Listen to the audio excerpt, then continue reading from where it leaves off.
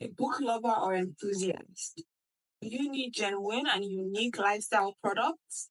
Or are you looking for a place where you can find contemporary and a wide range of unique gifts for children and adults? Laterna is your go-to place for genuine and contemporary books and lifestyle products for wholesale and retail customers. We stock books on management, leadership, financial success, entrepreneurship, personal development, and so much more. We carry children's non-fiction, educational books, CDs, and DVDs. We also stock Christian books on various themes, such as family life and parenting, short life and age, spiritual living, love, sex, and marriage. Latina carries life and style books such as baby and child care, beauty and style, conception and pregnancy, crafts, and hobbies. We also carry adult, children, and teenagers' Bible, educational toys, print art, gifts, greeting cards, home and office fragrances, new CDs and DVDs, stationery, teaching, and lots more. Our stores are located at 1611 Adela Hall Street, Victoria. You can also shop online at www.ghana.com. The Lifestyle Hub. For inquiries, call 0803 This one is the one that is in. 0809 525 0809 525 84 0809 525 34. Chat with us via WhatsApp 0810 023 444. You may also reach us on social media via Twitter at Laterna Books, Instagram at Laterna Books, and Facebook at Laterna Books. Laterna started in 1995 when it was established, and it was the forefront of educating Nigerians, providing global best-selling books. We started as a Christian bookstore, one form of Christian store to a multi-concept bookstore, providing different types of books and various resources, books, children's books, educational books, business books, leadership books, and you have access to over. We know that there's an impact that books make to Kenya development. Therefore, when we started we were doing this review once a month, 3 times a month, for instance. And then in 2021, twice. In 2022, once a month, 2023, once a month, and 2024, once a month. I would say book reading has a lot of impact on adults, teenagers, youth, and even children. We also have our children's bookstore, which was every last Saturday about. We also in Laterna had chess club. We had arts and crafts club. And we've had various authors, like grand authors, come and read their books with you. We have a lot to provide. In this school, there are various types of like that lifestyle products, artwork, gift items, gift bags. We also have children's educational toys, also toys. We have children's books. We have various types of stationery. So I would say we're like a WH Smith in Nigeria because stationery have wide range of file and various documentary works. We have also fragrances, home fragrances, office fragrances, fragrance sachets, diffusers. We also have potpourris. We have candles of various fragrances. We have DVDs, we have CDs. I would say the range of products is so wide. This is stuff, as this is the lifestyle of book lovers, for families, for communities, for fellowships, for girls' club, boys' clubs. Please join us on that channel. I'll talk a bit about books that are important. Books to make you feel confident and develop your personality. You make it creative, prepare your vision, make you focus. I have a list of 50 books. So if you're interested, Laterna can send you this. Books can be read anytime and anywhere. They are powerful. They tell you the whys and hows and everything. They increase your confidence.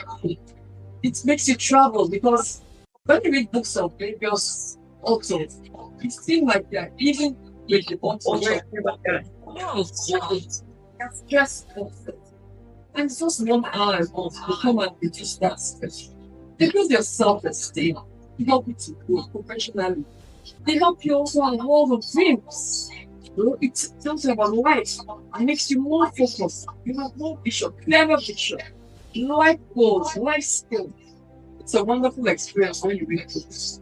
Today, I'll be introducing the moderator. But before then, I'll just talk about what Laterna has done in the last 3 years and the books and authors that did our book review. I have them online, especially for those that are with us this time. We reviewed about 55 books, which are various authors. When we started with what identifier.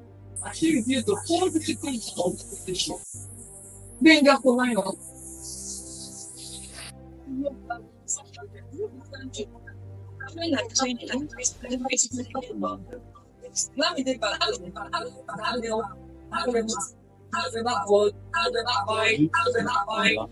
The dial plan on health and diet.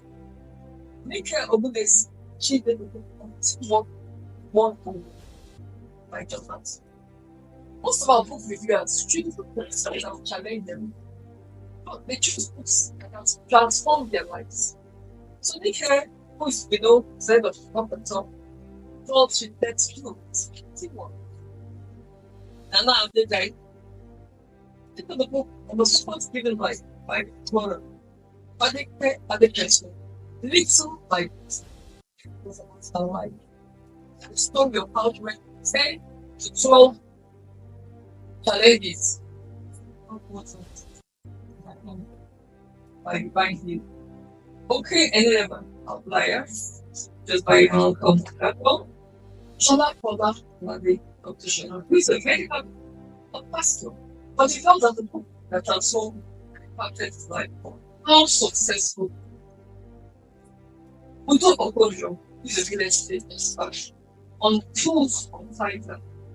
African farmer mobile changed his name to African farmer. Confirming by regulation, everyone is talking about insecurity in Nigeria and not express. He can analysis Arabia guides, Femi a promised land by Barack Obama, Poetry by Yemani Pastor.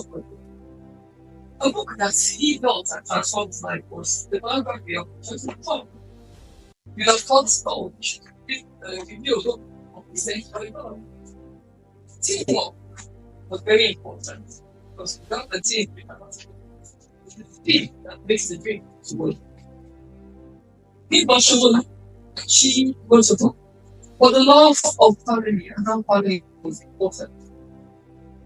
On whom I also am, who is currently the MTN Foundation Chair, she reviewed the book on attitude on the attitude. Determines your altitude. You are Zacchaeus, God's weight. Don't you waited? And the book she wrote, God waited 1, 2, 3, 4. I know 3 challenges on the foot of that is the book you should get.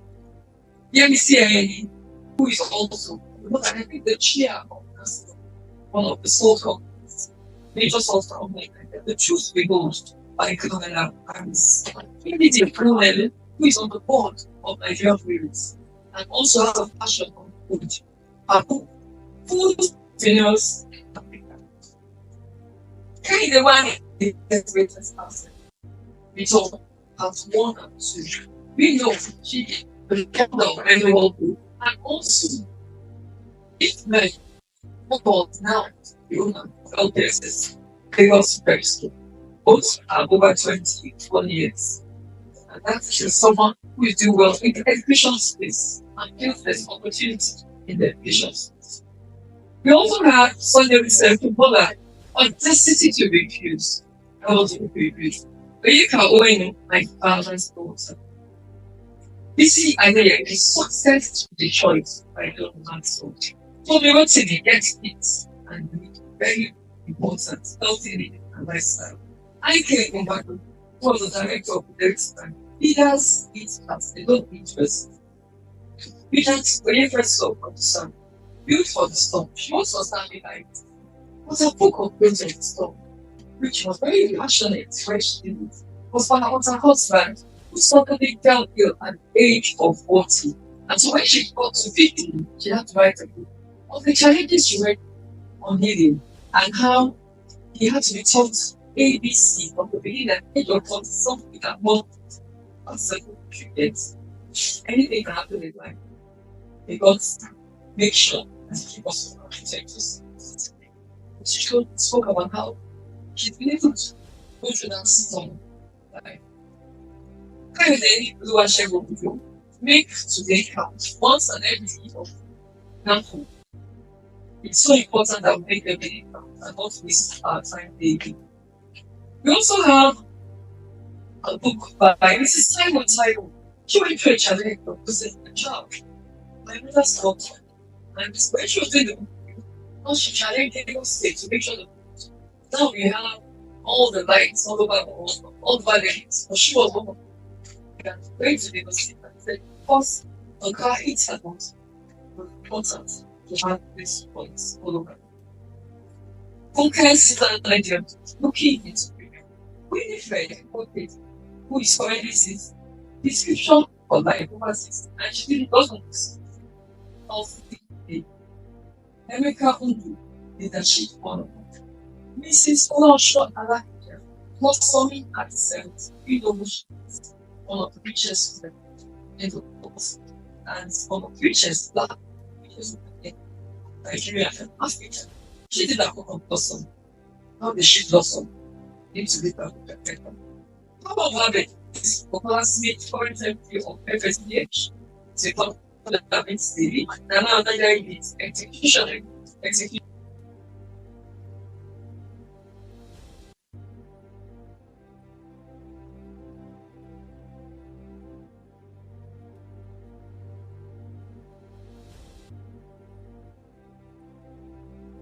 My pleasure to be there. So I welcome back. It's like I said, and that's why you're going to be in your capacity and also your working. Today we have some love the Tunde Falase. So you give the book that why and then I'll just review the profile. Don't click. And I'm going to give it so much for courage. Okay. This is management and leadership expert. Proven record of academic, strategic, and leadership training with numerous customers and multinationals. Is a result of reviewing results here. Speaker and executive coach with over 5 years of international experience. Director and financial, fundraising, and commercial strategy.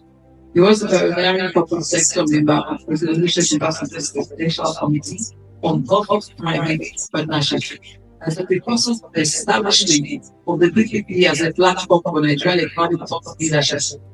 As CEO of Corporate Craft, my pleasure to be there. So I welcome back. And that's why you're going to be in your capacity and also your working. Today we have some love the Tunde Falase. So you give the book that why and then I'll just review the profile. Don't click. I'm going to give it so much for courage. Okay. This is management and leadership expert. Proven record of academic, strategic, and leadership training with numerous customers and multinationals. Is a result of reviewing results here. Speaker and executive coach with over 5 years of international experience. Director and financial, fundraising, and commercial strategy. He was a veterinary corporate sector member of the Leadership Ambassadors Presidential Committee on Public-Private Partnership as a precursor of the establishment of the PPP as a platform for Nigerian economic leadership. As CEO of Different Crafts, executives of the best representing organizations, informing specific strategic directions taken by Intersense Nigeria, Spectranex Nigeria, British American Tobacco. Tunde has also leveraged his reach by doing teaching and coaching philosophies to provide great leadership and coaching interventions at C-suite and senior leadership levels for Union Bank of Nigeria.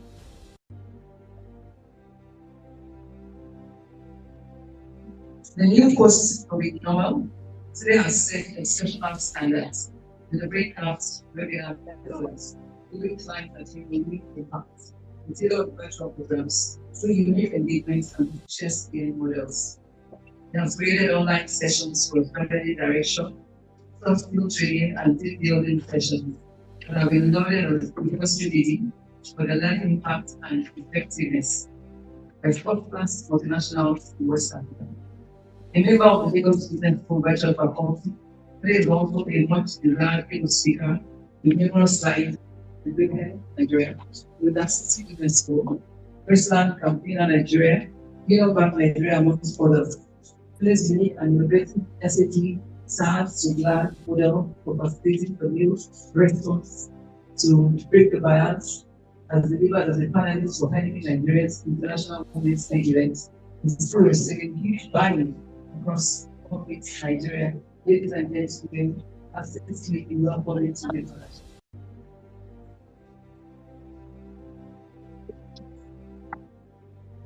So thank you very much, Nana. Very kind words, and I must also give a nod to Pastor Inka and Pastor Remy. It's really gratifying to be here, and I think you explained why by showing the daunting list of former speakers who had the privilege, and I'm having it today, to contribute to the Laterna Book Club. One of the most profound gifts you can give in life is the gift of knowledge. It is one of the things that we're blessed as parents to have the opportunity to do. But when you can be deliberate about it as a people manager, as a leader, then this is an obligation that is perhaps one of the most fulfilling. So I will stand on all the protocols and saying hello to the internet audience as well, and go into a book that has resonated. So I would not necessarily say it has changed my life. I came upon this book at the latter stage of my present career. So let me say that again, the latter stage of my present career. So I'm not at the latter stage of my life, it's the latter stage of my present career. And it was quite illustrative of many things that I hold dear. Nana, thank you so much for giving my profile. I must mention that one of the most fulfilling roles I ever had was when I was HR director. When you have an opportunity to touch lives, to be responsible for lives, and to create change in the direction that people are taking their lives. So one of the things that this book touches on is a reflection on leadership. So I know my slides are going to be going up shortly, so I'm hoping to use these slides to guide the audience. Is he putting up my slides? Okay, all right, excellent. While he's doing that, I'll just mention as a tidbit for the audience, physical and digital.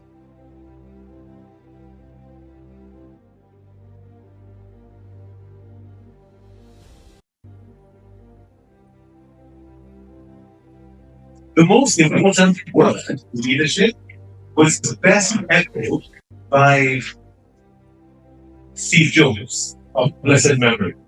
And let me quote it. He said, "A manager gets you to do things that you might not really want to do. But a leader inspires you to do things you never knew you could." So the day your career journey has the intersection with an inspiring leader, then you will really be able to reach for the stars. So what is the most important word in leadership? It is that word inspire. And this is what Simon Sinek expands on, unpacks on so beautifully in his book, Let's Start With Why. So I'm going to go through this in an attempt to get you to take the essence of the book. If I can do that, then I've achieved one thing, okay? Because I think it's really quite compelling. And then I would be glad to take some comments from the audience to see how different aspects of this book resonate with you. As a classical book reviewer, I am supposed to tell you my opinion of the book. I'll do that also. The book is awesome. All right, so that's why I'm standing here talking about it. And at the tail end, I'm supposed to critique the book. Let me do that right now. The most popular format, the print is too small for people of my age. All right, that aside, it is awesome. All right, so now that I've dispensed with that, let me now go back into my schedule and focus on unpacking this book. So he starts with a very powerful statement. If you hire people just because they can do a job, they will work for your money. But if you hire people who believe what you believe, they'll work for you with blood and sweat and tears. And as I said, this right at the start of the book hit me because early career. I remember being in London at Careers in Africa. There's a lot of you on the online audience who know what that is, where you're recruiting the best, the creme de la creme of Nigerian talent, double MBAs, triple MBAs, looking to come back into Nigeria and move the country forward. I had a gimmick I used to use. I didn't have the biggest budget. I was there competing with the Chevrons, the Schlumbergers. They had twice my budget. But I had a little gimmick. I would enter the room and I would say, I don't have a role for anybody in this room. And they'll start looking back, am I in the right room? And then I'll say, I don't do roles, I do careers. If I put you in a role, I'm exploiting you.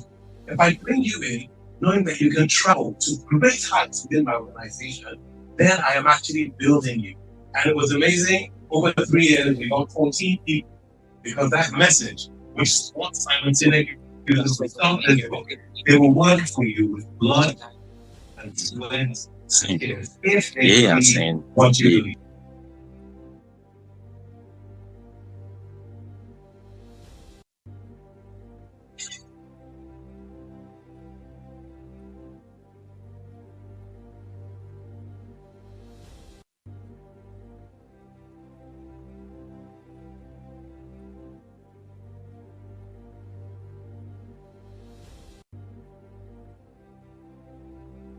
Can you hear me now?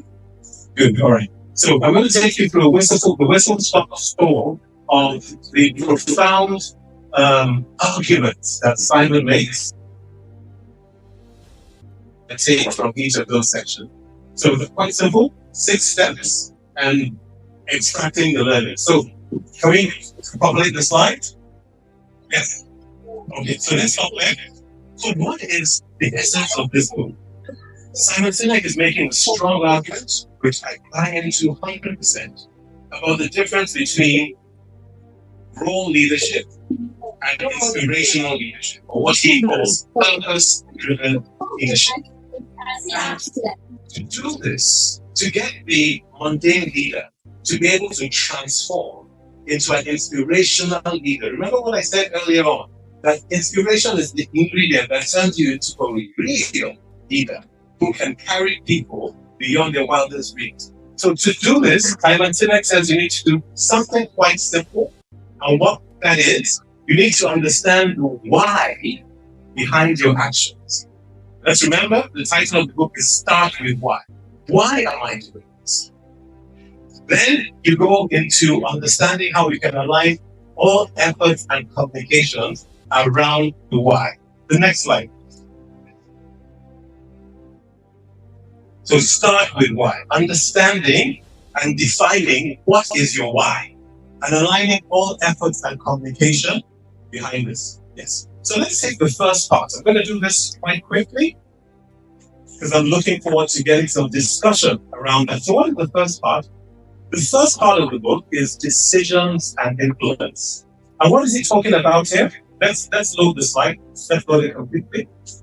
Simon Sinek is talking about decisions are the driving force behind organizations, behind companies. Be they good, be they bad. And what Simon does is that he breaks this decision from the analysis that he has done. Let us remember, who is Simon Sinek? He's a person that has dedicated his life to understanding management science. He's a person who's ex-Brandeis University. With this book, when he actually came up with a concept, studying different organizations, and he understood what purpose-driven leadership was. He wrote this book in 2009. That same year, he did a TED Talk on this book. That TED Talk, to date, is the third most viewed TED Talk in history, tracking at more than 35 million views. So, when he says decisions are broken into two categories, what is Simon talking about? He says there are two ways in which we make decisions in organizations. And I want to see how this resonates with you back on digital or here physically. You can either do this by manipulation, or you can do this by inspiration. Remember that we're talking about the leadership sphere. In the leadership domain, I remember a term that I've come across too many times in Nigeria and internationally, MBI, management by intimidation. And this is where you're using your leadership to serve yourself.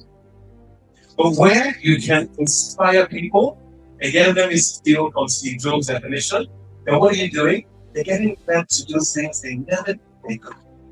So you're leading them bigger and better. So decisions and influence is the first part that Simon Sinek says, let's take an understanding, where do we want to land as a leader? Clearly not in manipulation, because everything becomes a transaction. Rather, we want to be able to inspire.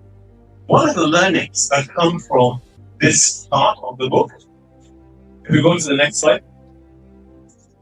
So a couple of learnings. Let's build them all up. So the clear one is leaders should inspire and not manipulate. If you're a manipulative leader, you will get the job done.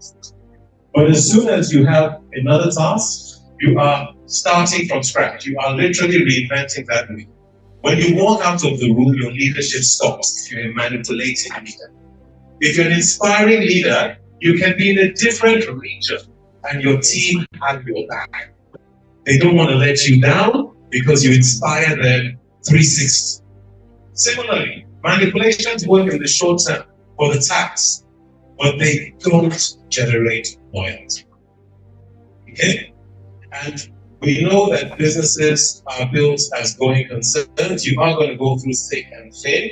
It is the loyalty of your staff that underpins a vibrant culture and innovative culture, a culture of excellence. If you don't have that loyalty, then people feel that the organization doesn't serve them. And this is on account of your leadership. Manipulations only lead to transactions. Learning number 3. Not a single one of them builds loyalty. Again, I'll remind you, little budgets, 14 people. And I know where those people are today. And why? Because we're telling them, if we bring you in to fill a role, I'm looking for a procurement director. Come here, you're going to be there for 3 years. I'm using you. But if I know that, wow, this procurement director is likely to be our next CEO in the next 5 years, is what you need to ensure you are using to consistently inspire people as opposed to manipulating people. Using a structure, simple structure. I love using the word 17, or the number 17. So the structure does not have 17 parts. Oh my goodness, I will lose the audience immediately. It has 3 parts. But the sequencing of the 3 parts is the essence of Simon Sinek's proposition. So, 3 things that provide balance. The golden circle has the why, the how, and the what. And what do we mean by the why? The clarity of why. So, believing in something bigger. And this is the starting point for the leader. Once you understand, why am I going into this? Then you want to look at the how. And the how is speaking to the processes that you now put in place to perpetuate that vision. And then finally, as an end result, you then bring out the what. And what is the what? The what are the products that we see all around us that come from that organization. There's some products that we know we can never let go. I can promise you that most of those products come from an organization that is practicing, quite often deliberately or unknown to them, the premise of purpose-driven leadership. Where the man, the lady on the shop floor has the same vision as the founder, then the difference is palpable across the organization. So what are the learnings from this? I'll wait for my slides to come back up. So a couple of learnings. What are the learnings that we get from getting a golden circle in balance?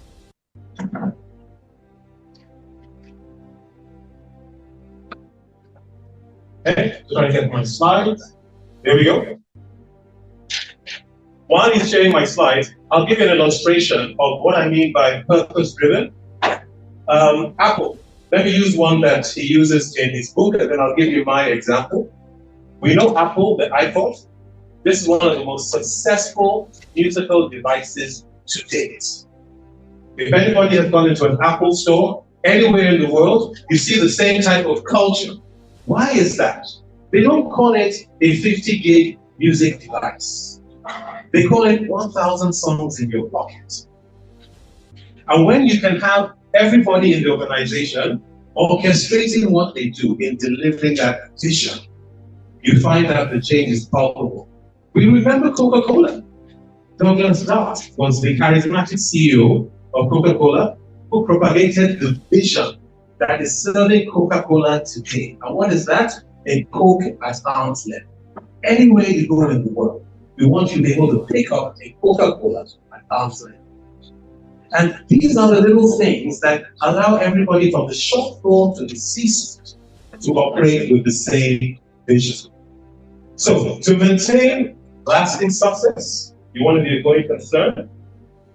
Innovation and flexibility, what we're now calling agility in today's world, you need to know your why. By knowing your why, you're inspiring constantly rather than manipulating. Let me show you the learnings on the next slide. So what are the learnings?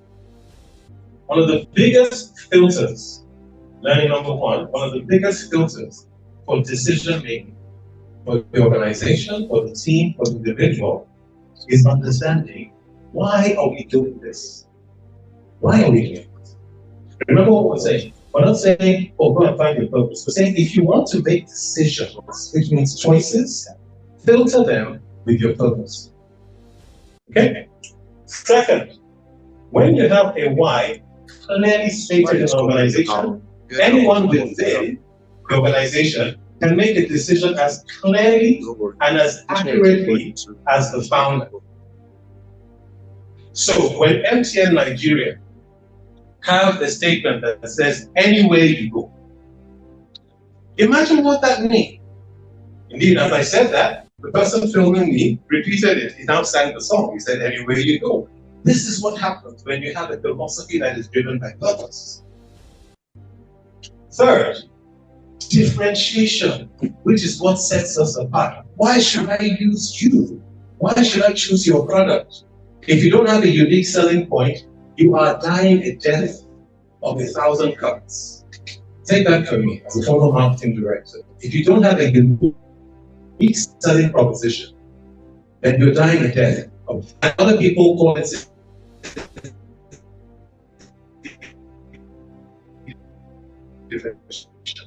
Now, Simon Sinek says, because on this call will not be ever say the nightmare for the marketing director or the marketing team that all brands become generic over time. What is it that Coke will be offering that someday Pepsi will not offer? Right? What will LG offer that Sony will not offer, and vice versa? So you must be able to now leverage the differentiation in the why and how how you do it. How you do it. I know a lot of people on this call, I'm not going to ask us to do this, wish we had the time, and think of many brands that they have stopped using in the last 2 years. I can think of 4 I've stopped using this year. Some brands to do with my family habit. We like dining out. And some brands have stopped using because the how are thoroughly distorted. And what distorted it?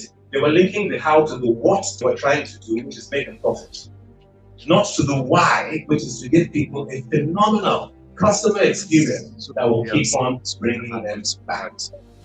So your differentiation starts with the why and how, and not the how and what. Third step, now I said I'm going to break this into 3 learnings. The next slide. Okay, leaders need a following. So this is the third part of the book. Leadership means you need a crowd of followers, but Simon Sinek immediately is provocating. And this is going to sound familiar. This is where the book really got. He said there's a difference between leading and leadership. All right? So we're going back to where I started. Do people follow you because you hold the highest rank, or do they follow you willingly? How can you earn the privilege to actually lead the crowd? I hope you've already taken the first part of that answer. I dropped that at the start of this conversation. I said, if you can inspire, then you're already a long way there. But he adds another element, trust. This can only be achieved through trust, and trust emerges when people feel, according to Simon, that the actions of a boss or organization, there is something more than self-gain. It really is important. When they feel protected, when they feel cared for. The biggest cultures that you find in thriving organizations are all underpinned by trust. Okay? And why did the human race survive? It wasn't about our strength, but because we've been able to develop cultures. These are the things that hold us together. I'll give you a quick 5-second culture test. For those of you who are at work, maybe looking at this video break, what does Sunday night mean? Is Sunday night oh wow, I am so excited. All my career, I was privileged. Sunday night was the best night of the evening. Why? I used to bring my wife out at times because I'm going to work on Monday and I'm looking forward to it. If it's not a wow, then it says something about the culture that you work. Okay? It says something about the culture you work in. And one of the learnings from section 3, we go to the next slide. The learnings I pulled out. Okay, yeah, let's load them all up and I'll just talk through them.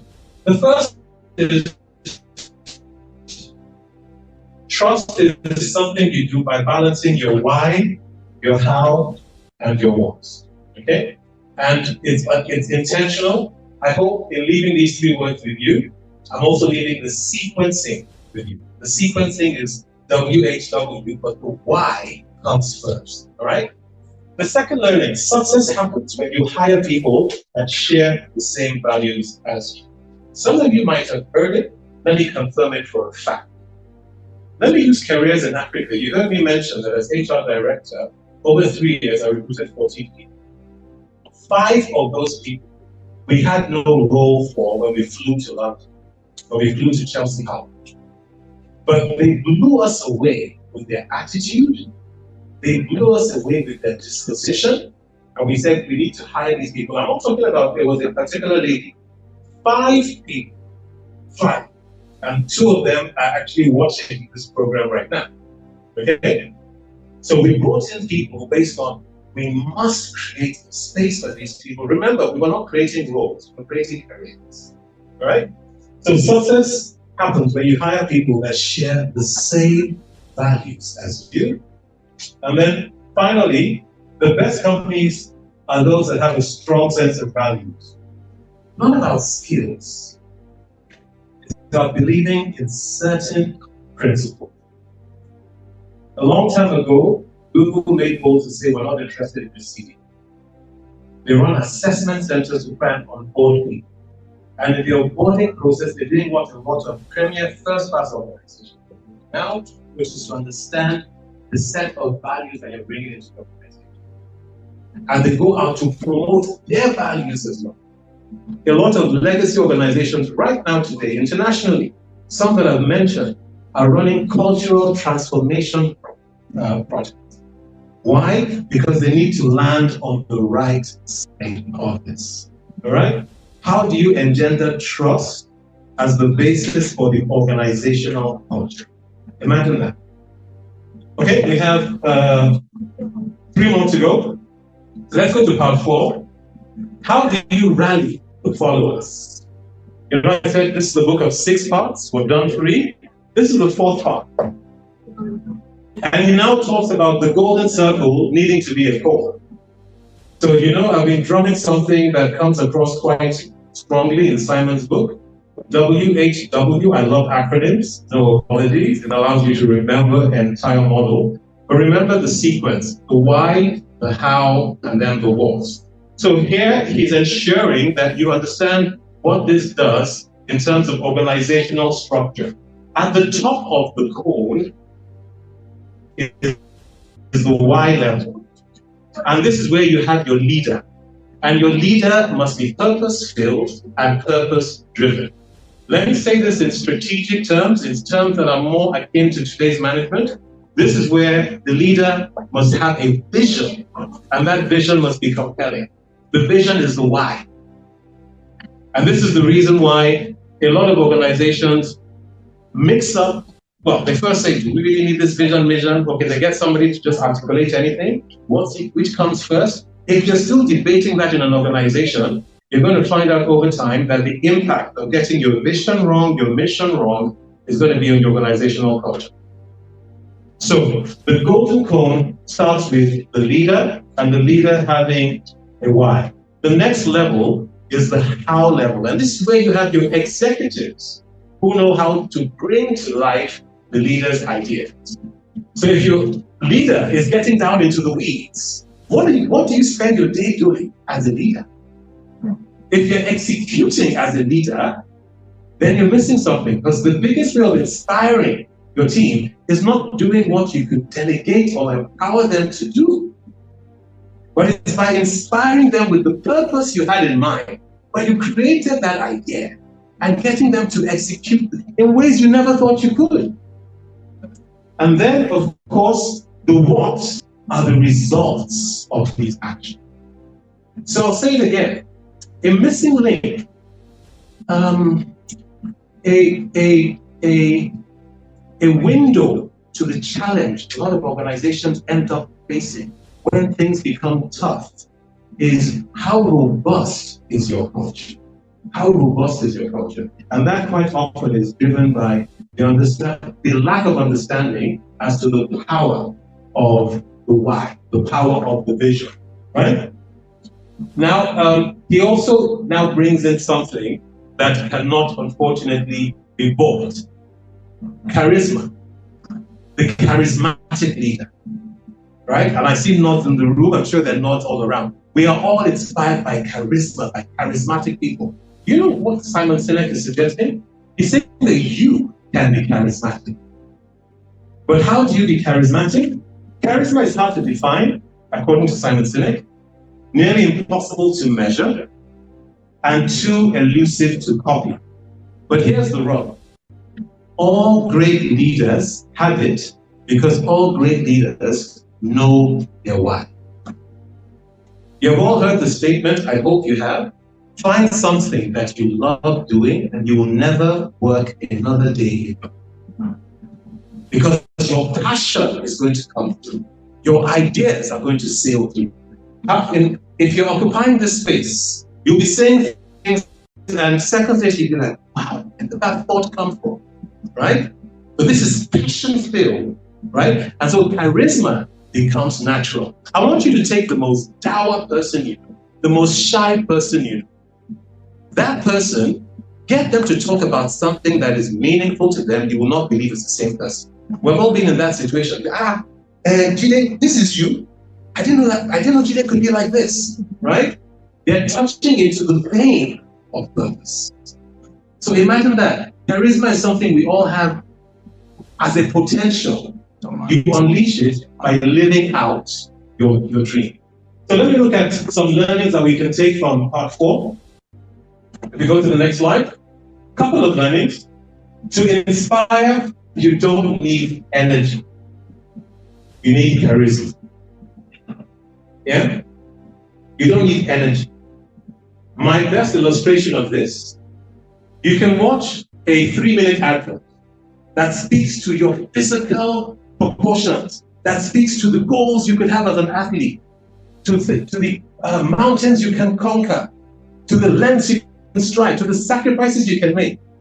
Or you can have a 3-second ad, which is one of the longest running playoff lines in history, that is driven by charisma, by Nike, when they say, just do it.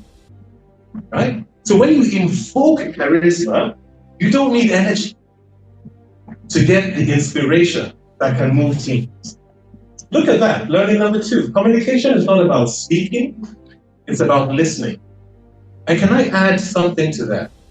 The biggest thing a leader listens to are the things that are not said. I hope I'm making sense. Right? And if I can give you a little illustration, I love the smiles I'm seeing around the room. The things that are said are the tip of the iceberg. Right?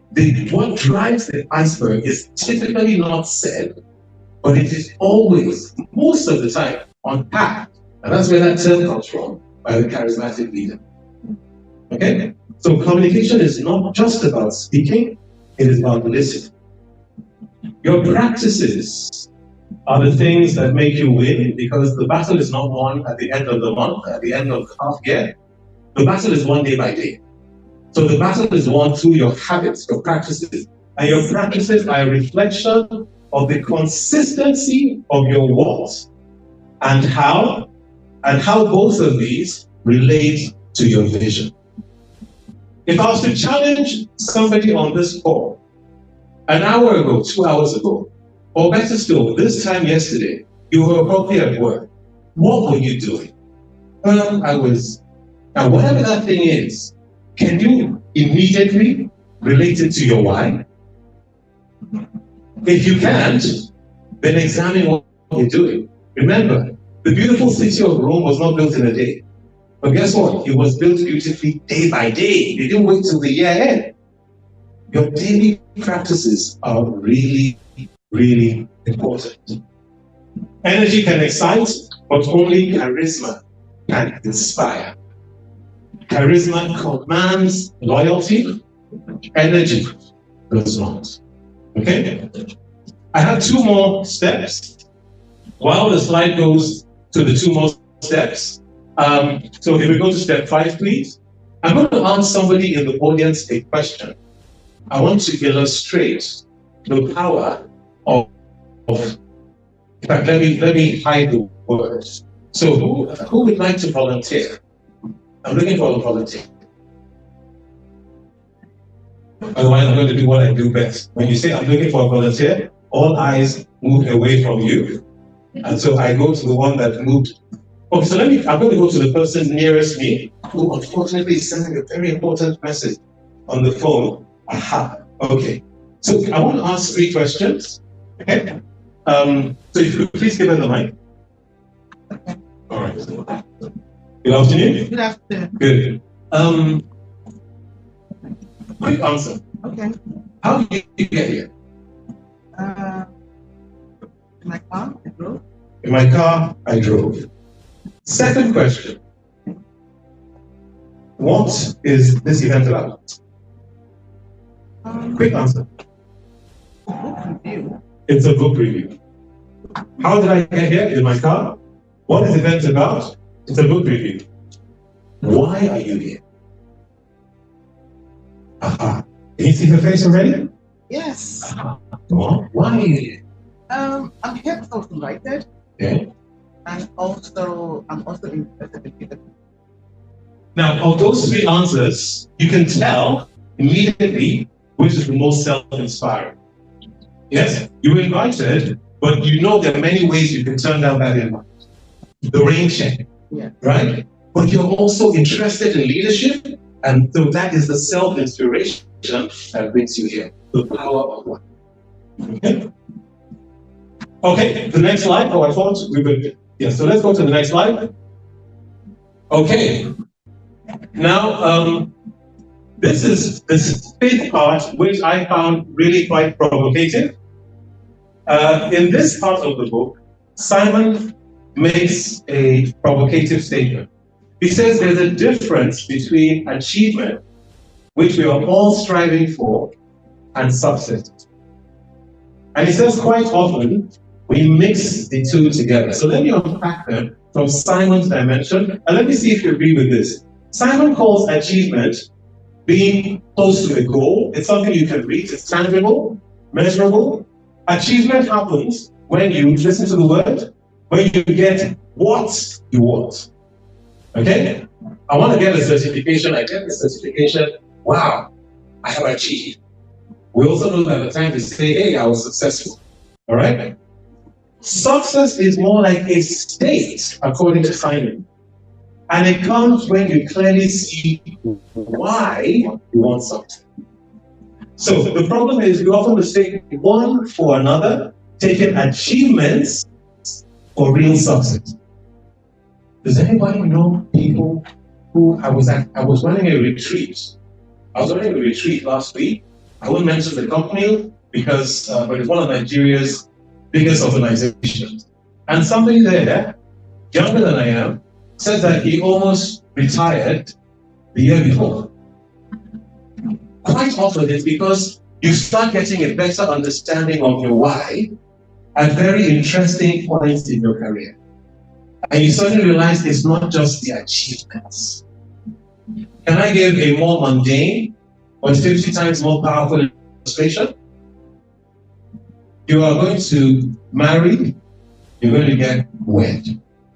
Which one is success? Which one is achievement?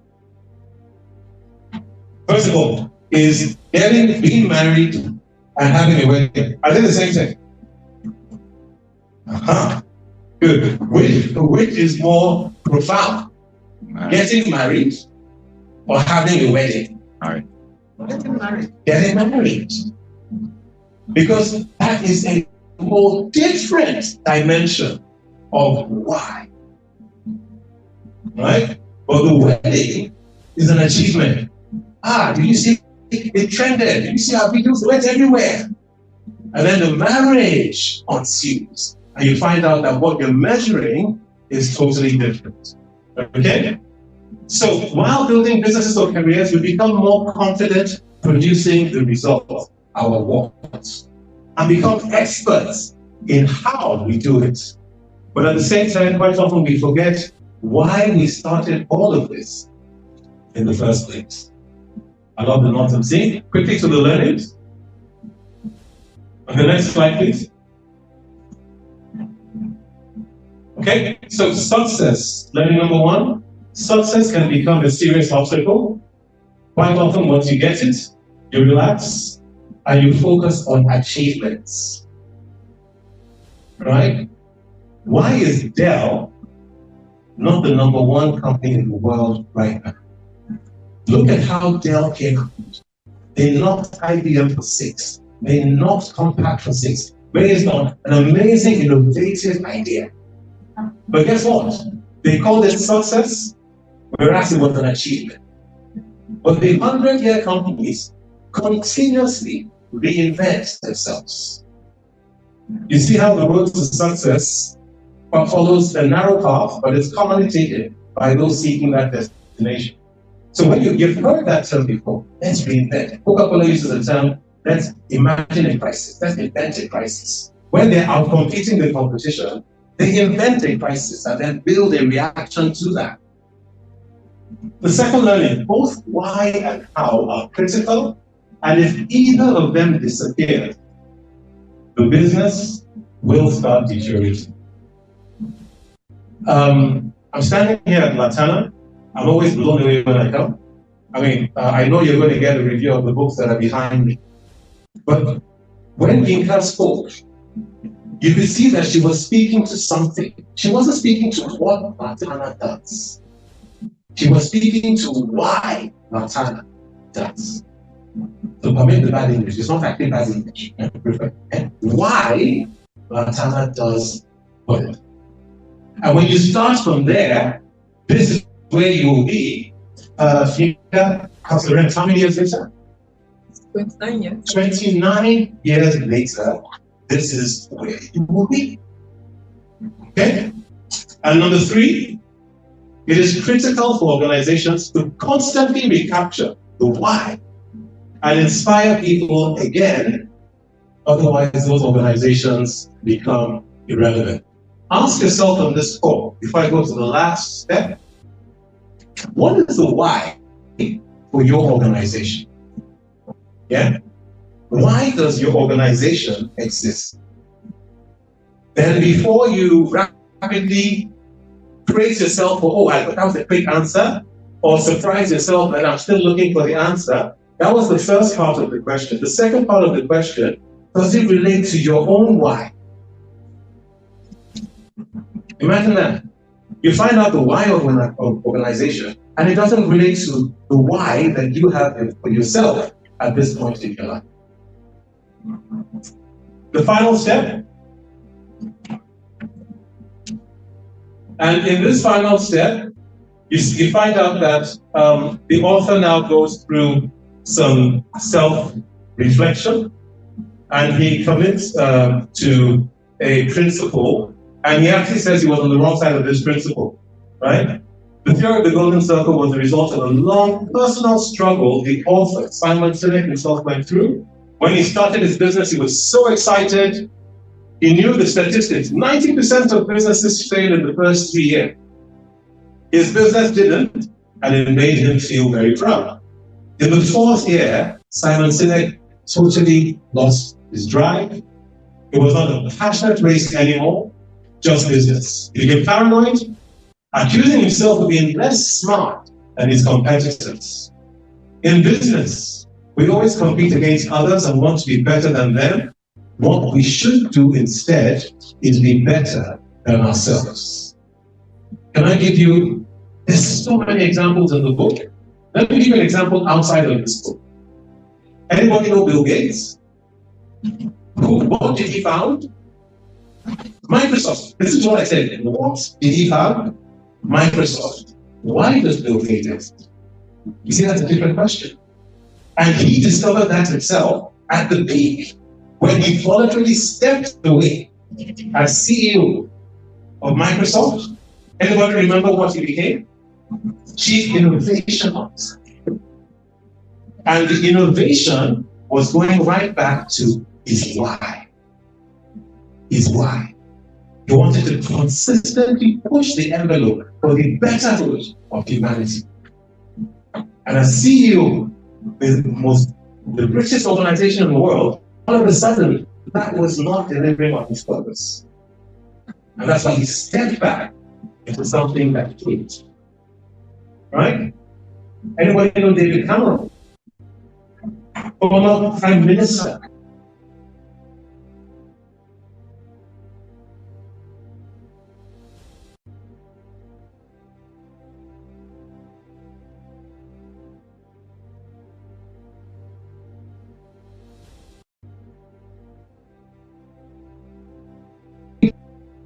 And that's how Rishi Sunak was able to bring him back into the government.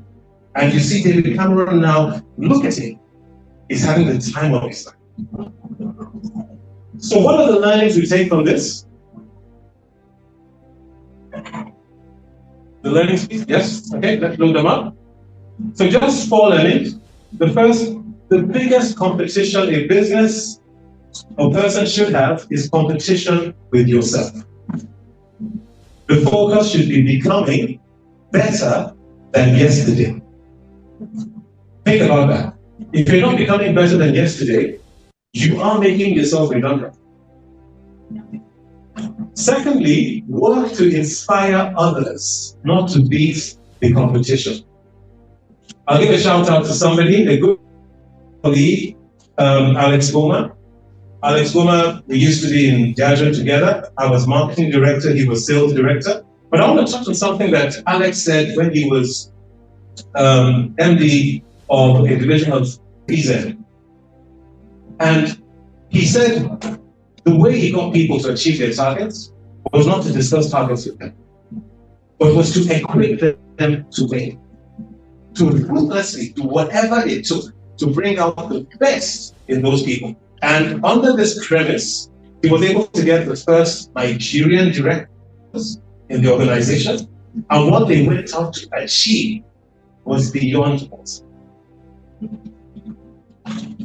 Having a competition with yourself means having a clear idea of your why, your values, and your aim. I've given examples on that. And finally, the fourth learning, if you start with your purpose, if you start with a why, more doors of opportunity become open. So my closing slide summarizes this all. It's not about making a lot of money. Yeah? Times are hard. We know that.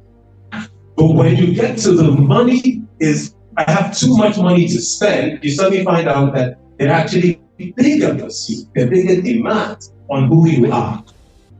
So it's not how much money you make that makes you an outstanding businessman. It doesn't mean you will still make the same amount a year from now.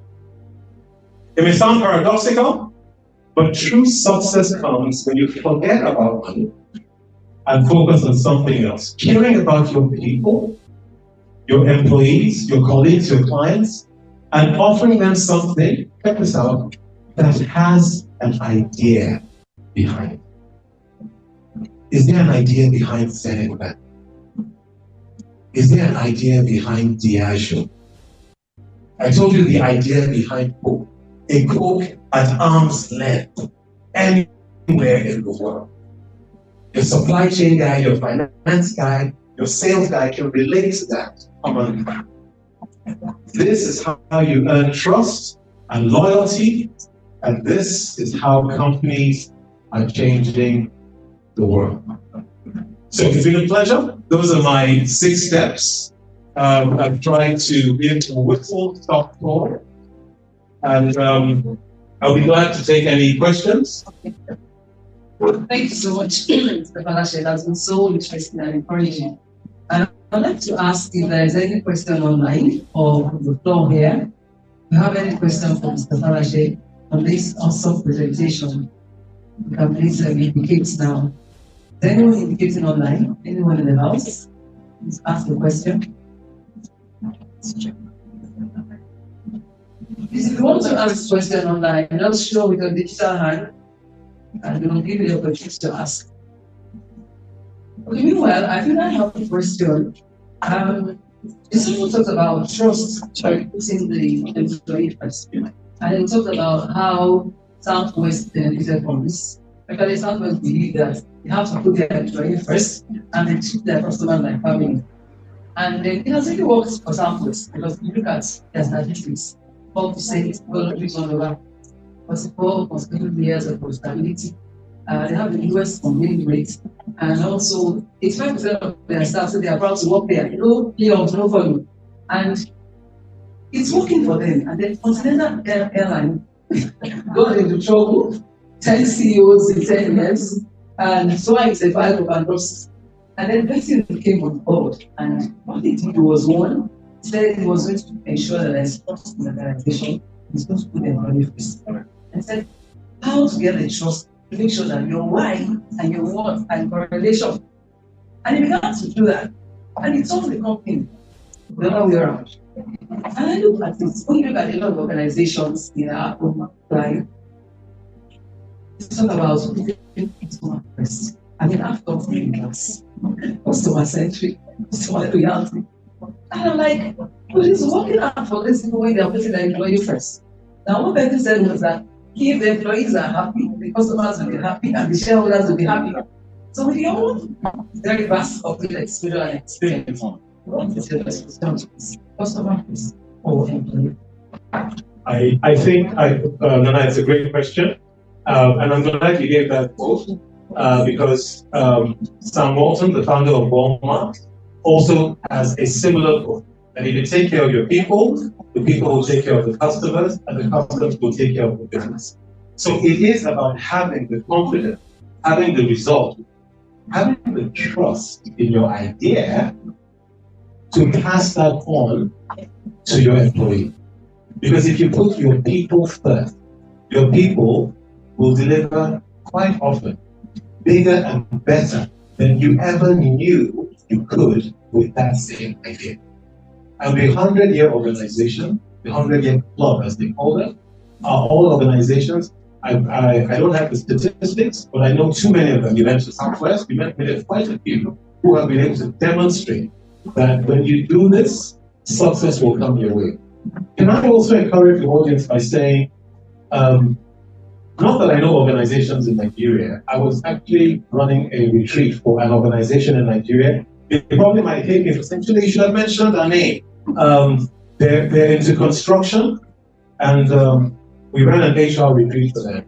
And the HR director showed a statistic that they only had 2% turnover. And why do they have 2% turnover? Because the HR team there is doing phenomenal things to show the organization that it starts with you and then ends with the customer. So it does work. Okay, so you don't know that it's not in this part of everything. Yes. It's so popular to hear, right? That's right. That's right. Thank you so much. I saw you hand online. Any questions? I noticed one idea.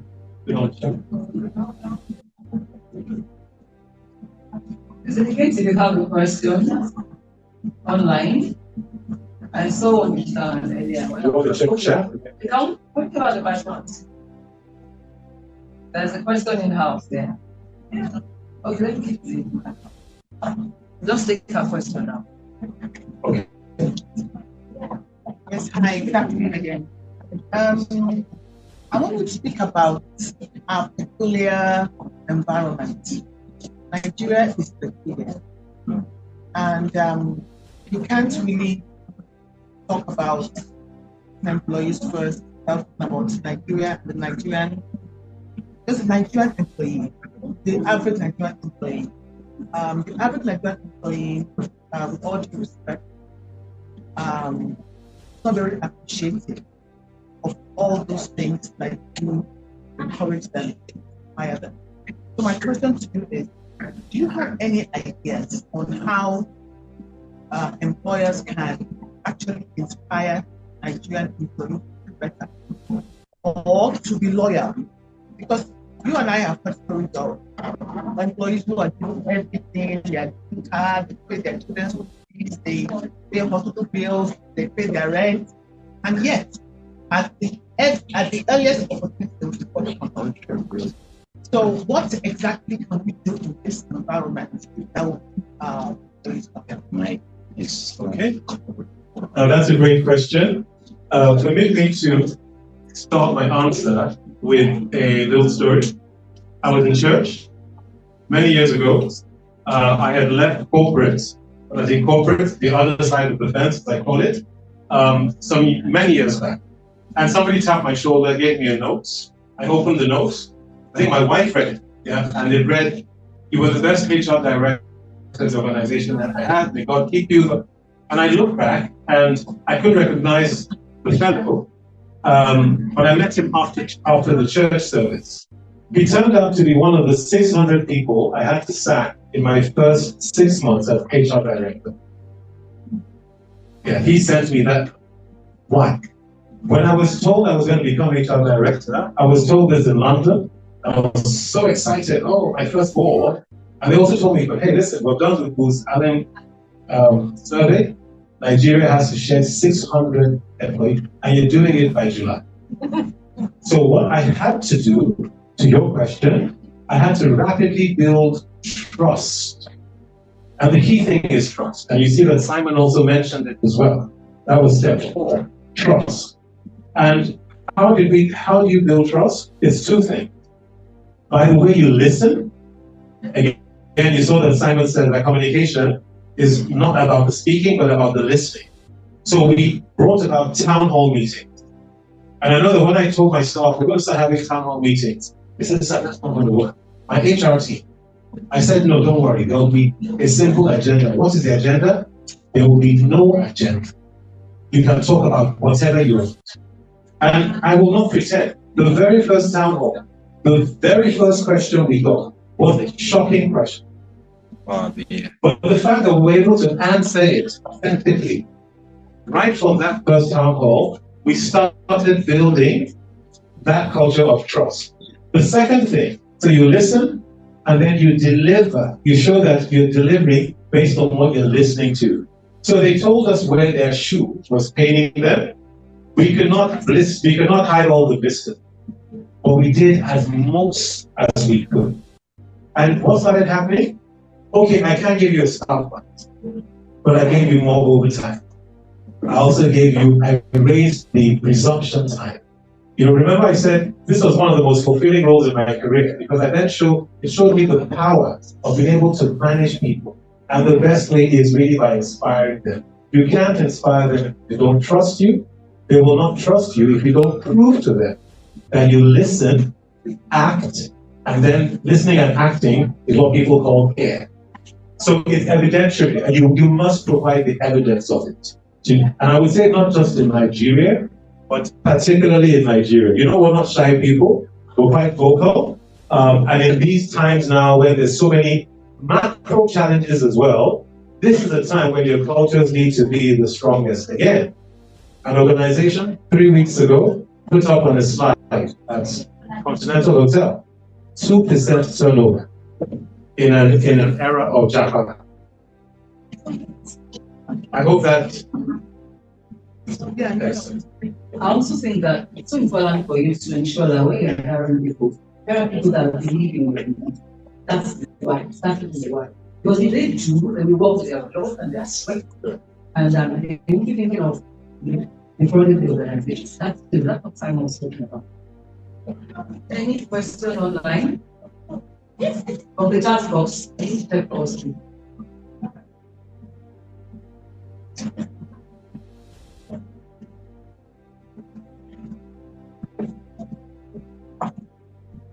So I'm seeing people talking about Christ. So let me ask a question. Actually, based on what you just mentioned. Now, someone said there are two ways to implement management because you mentioned in one, right? By manipulation, by inspiration. And when he was talking about manipulation, he has to bring up some of the marketing strategies that are being used and regularly and very frequently. Talking about dropping price, promotions, not the rebate and cashback and all that. Talk about peer pressure, mobility and all that. And I'm like, most of the organizations in our client, that's what they do. So, and it says when you are manipulating, it's shocking. The more stress, spend more, and then the else, it doesn't do the else. And inspiration is the basic one. But you see a lot of organizations, what they are doing is manipulation in quotes. And when they are cashing it, they're getting all the cash. So I'm seeing that incentivizing this manipulation in our own country. I would say so. I agree with Simon, and I also have personally a lot of experience and strong views about this. So let me start from the promotions. So promotions, I certainly am on the school of thought that promotions are really rent a crowd. Yeah. So it's a sales/marketing effort to guarantee sales level at a point in time. Now, if you want to test whether the promotion is building loyalty, it is a simple test.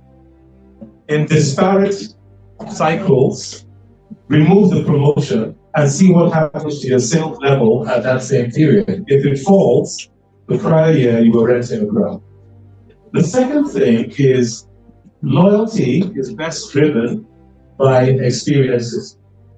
And I would encourage, there's something that I would encourage everybody it's free. It's the CSI, Customer Service Index, that KPMG do every year. They do a quantitative survey to find out what do people like most about the banking experience. And the last time we reviewed this for clients, price, which we saw on the chat just now, was number 4. Yeah, number one is the quality of the experience. So the and the quality of the experience doesn't start with what you're serving. It starts with how it's being served. So the person serving it, do they have the same vision, the same energy, the same passion? I have a peculiar phenomenon in my family. 4 of us are born within 20 days of one another. So my youngest boy today, April 27th, and it's sequential. My father's boy to me, May 1, my wife, May 11, and myself, May 18. Why do I say this? We then do something fun. We say, everybody choose where you're going to have your birthday meal. So Tisha chose the Marriott. Timi's in Ghana, so he had to do his etc. My wife chose a beautiful restaurant. I'll mention the name, Wakame. Quite expensive. And I said, listen, me, I'm Marriott. She was like, why do you like Kobe? I like hotel Kobe. We're going to Marriott. So we went to hers, Wakame, and it was brilliant. There was a lady called Chika, that's her name, who was so excited when we chose something and we tasted it and said, actually, Chika, it tastes so nice. She goes, oh, that's so good. And my wife and I went, did you see the little dance she did? You would think she's the owner of Wakame. She's somebody who works for Wakame. And so, where did I say I was going to go for my own Margaret, right? I didn't go to Margaret.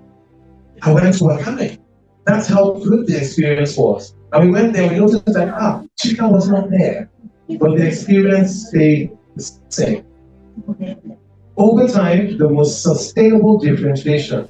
Over time, remember we said all brands are generic over time? But the experiences are not.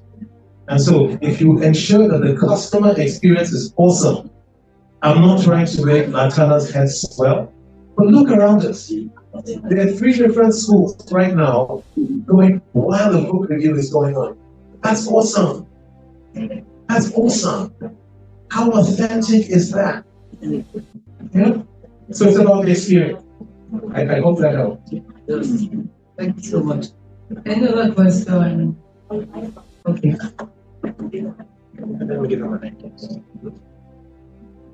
Thank you very much. So, you spoke about charisma. Charisma is something that actually interests me because it's something that I've always seen in people, and I've always come to think that charisma is not something you learn or something you're born with. Yes. It's an innate thing. It just shines in. Yeah. So, how do you get charisma as a leader? Because I think that's one of the important ways in which you can get people to be loyal, follow you. Yes. I think you're going to love my answer. Okay? So I support what Simon says. And I will prove it, if possible, by asking a question. Okay? By show of hands, everybody in this room, have you shouted at anybody this year? Let's be honest. Let's be transparent. Have you shouted at anybody? By show of hands, right? Okay, good. When you were shouting, you were at your most charismatic. I'll say it again.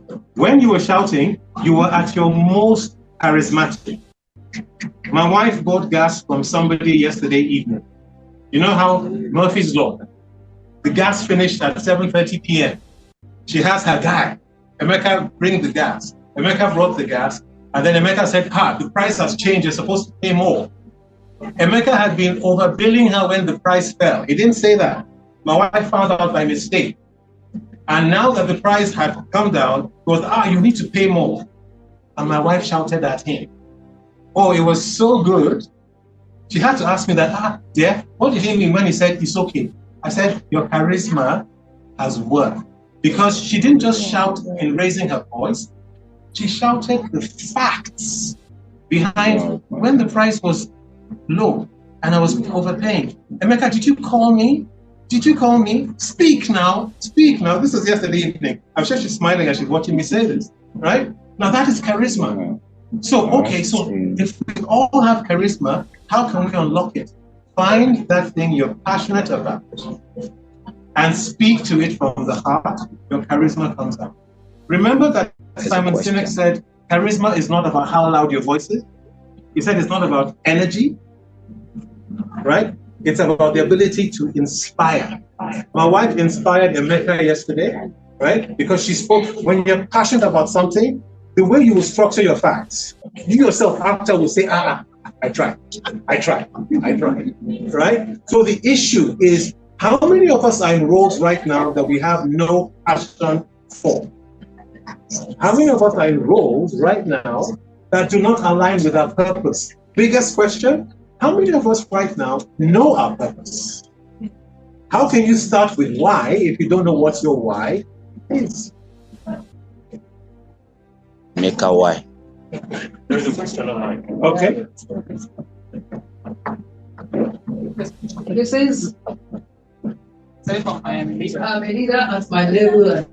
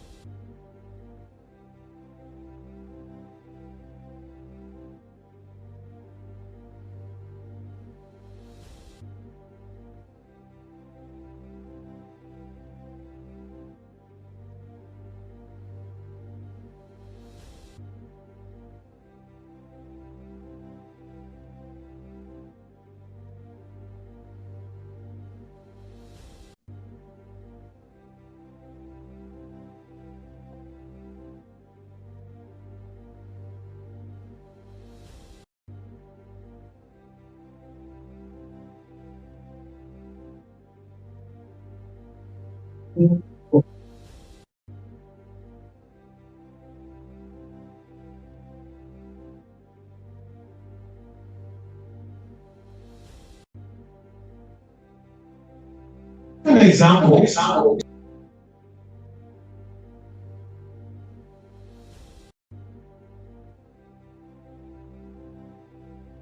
Got it. If only job was to reach. So 10 people will come in.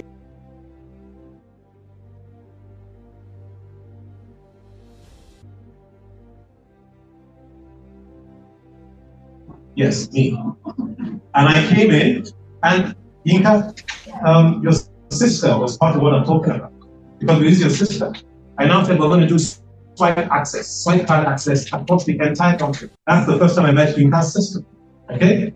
Now, swipe card access, what has happened to Baba's job? Baba cannot even speak English. It's gone. So, I believe his name was Emeka. To Emeka's point, I needed to sack Baba.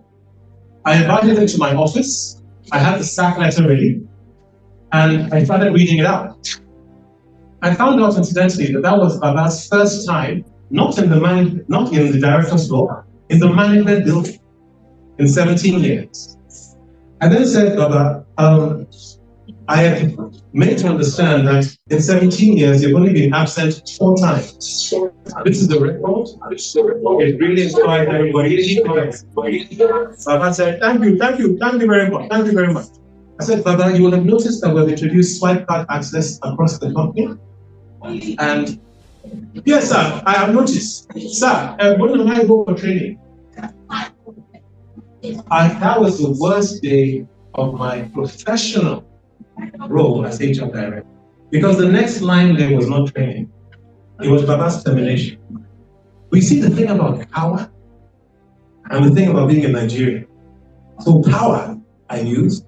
Nigeria was the style. I said, yes, Baba, that's why you're here. So there's an NCR training, which there was, and you're one of the first names that were put on this training. I knew it was going to fail the training. Baba smashed the training. Baba did 7 more years in the organization. So my answer would be, before you sack a person, do you truly understand who that person is? Because I'll throw it back at the questioner. We don't sack our children when they show uneven levels of performance, right? One of my boys' mentors, my eldest boys' mentors, is Pastor Rim and Pastor Inka's daughter. Yeah, you know. Now she had an interesting experience in university in Nigeria. I said, no, that's not me. Then went and did something totally stupid and came out and is now rocking the world. The same person. And that is so inspirational. So inspirational. It's the leaders. Now, it's the leaders on behalf of the organization that entrust to discover that about people. So Emeka, I hope forgive me if I get the name. I hope that addresses the question. If you have tried to find out what is the biggest thing this person brings to the team, if you have done that, you're satisfied by all means. There's a point at which you have to manage your team. And termination is part of managing. But there's a point at which you have to coach your team. And part of coaching is bringing out the best in people, things they never knew. I hope that was not too convoluted answer. Okay. I've got only a question of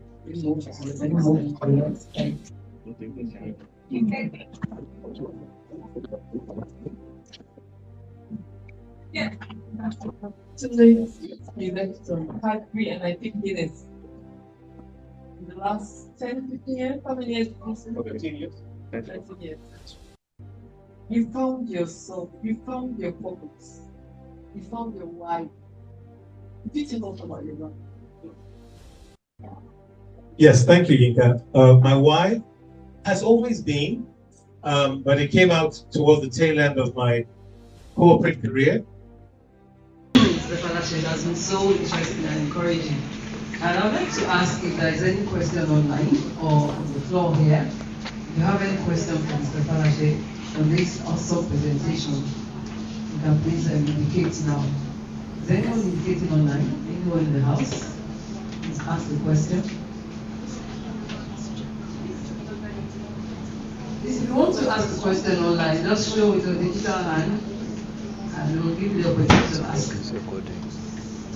Meanwhile, I think I have a question. You someone talked about trust and putting the employee first. And you talked about how Southwest benefited from this. Actually, Southwest believe that they have to put their employee first and they treat their customers like family.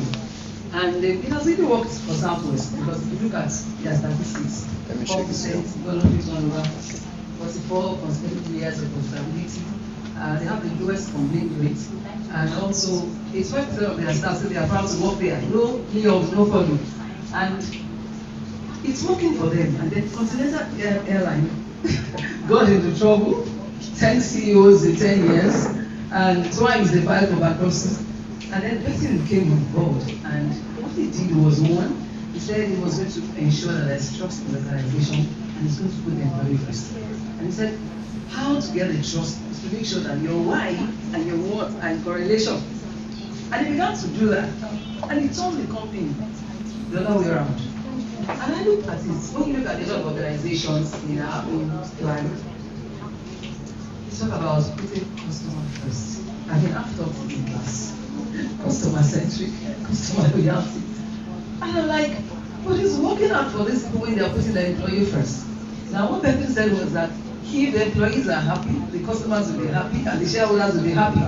So with your own very vast corporate exposure and experience, what is your disposition to this? Customer first or employee first? I think, Nana, it's a great question. And I'm glad you gave that quote because Sam Walton, the founder of Walmart, also has a similar quote. That if you take care of your people, the people will take care of the customers, and the customers will take care of the business. So it is about having the confidence, having the resolve, having the trust in your idea to pass that on to your employee. Because if you put your people first, your people will deliver quite often bigger and better than you ever knew you could with that same idea. And the 100-year organizations, the 100-year club as they call them, are all organizations. I don't have the statistics, but I know too many of them. You mentioned Southwest, there are quite a few who have been able to demonstrate that when you do this, success will come your way. Can I also encourage the audience by saying, not that I know organizations in Nigeria, I was actually running a retreat for an organization in Nigeria. They probably might hate me for saying, Tunde, you should have mentioned our name. They're into construction, and we ran an HR retreat for them. And the HR director showed a statistic that they only had 2% turnover. And why do they have 2% turnover? Because the HR team there is doing phenomenal things to show the organization that it starts with you and then ends with the customer. So it does work. Okay, so you know that it's something to have everything. Yes. Because it's so popular to hear comes from. That's right. Thank you so much. I think I saw a digital hand online. Any questions? Comment section. I noticed one here. So don't check. Oscar. Please indicate if you have a question online. I saw one digital hand earlier. You want to check chat? Oscar, shout. There's a question in house there. Okay, let me keep it in. Just take a question now. Okay. Yes, hi, good afternoon again. I want to speak about our peculiar environment. Nigeria is peculiar, and we can't really talk about putting employees first without talking about Nigeria and the Nigerian employee, the average Nigerian employee. The average Nigerian employee, with all due respect, is not very appreciative of all those things that you do to encourage them, to inspire them. So my question to you is, do you have any ideas on how employers can actually inspire Nigerian employees to do better or to be loyal? Because you and I have heard stories of employees who are given everything. They are given car, they pay their children's school fees, they pay hospital bills, they pay their rent, and yet at the earliest opportunity they will default the company. So what exactly can we do in this environment that will keep our employees loyal? Okay. That's a great question. Permit me to start my answer with a little story. I was in church many years ago. I had left corporate, but as a corporate, the other side of the fence, as I call it, many years back. And somebody tapped my shoulder, gave me a note. I opened the note. I think my wife read it, and it read, "You were the best HR director the organization ever had. May God keep you." And I looked back, and I couldn't recognize the fellow, but I met him after the church service. He turned out to be one of the 600 people I had to sack in my first 6 months as HR director. Yeah, he sent me that note. Why? When I was told I was going to become HR director, I was told this in London, and I was so excited. Oh, my first board. And they also told me, but hey, listen, we've done the Booz Allen survey. Nigeria has to shed 600 employees, and you're doing it by July. So what I had to do, to your question, I had to rapidly build trust. And the key thing is trust. And you see that Simon also mentioned it as well. That was step 4, trust. And how do you build trust? It's 2 things. By the way you listen. Again, you saw that Simon said that communication is not about the speaking, but about the listening. So we brought about town hall meetings.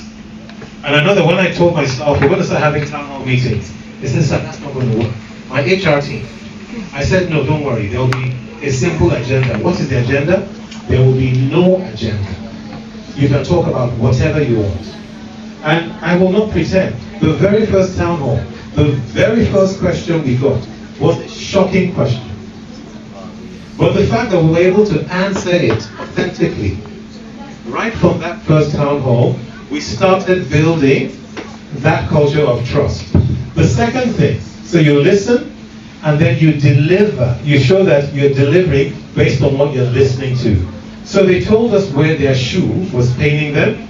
We could not hide all the blisters, but we did as most as we could. And what started happening? Okay, I can't give you a staff bus, but I gave you more overtime. I raised the resumption time. You know, remember I said this was one of the most fulfilling roles in my career, because it showed me the power of being able to manage people.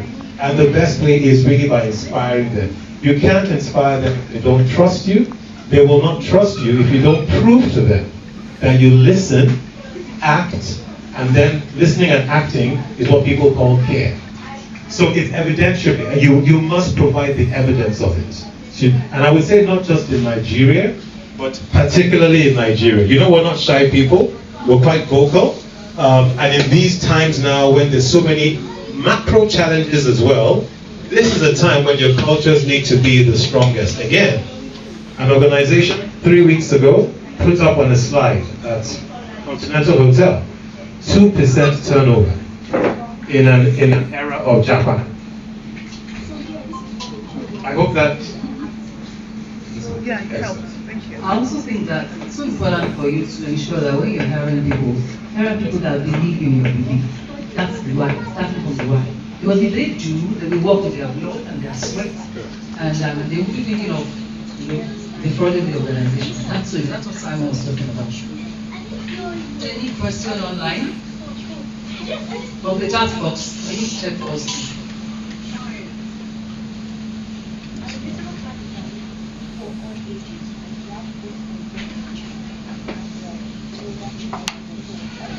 I'm seeing people talking about price. Okay, so let me ask another question, especially based on what she just mentioned.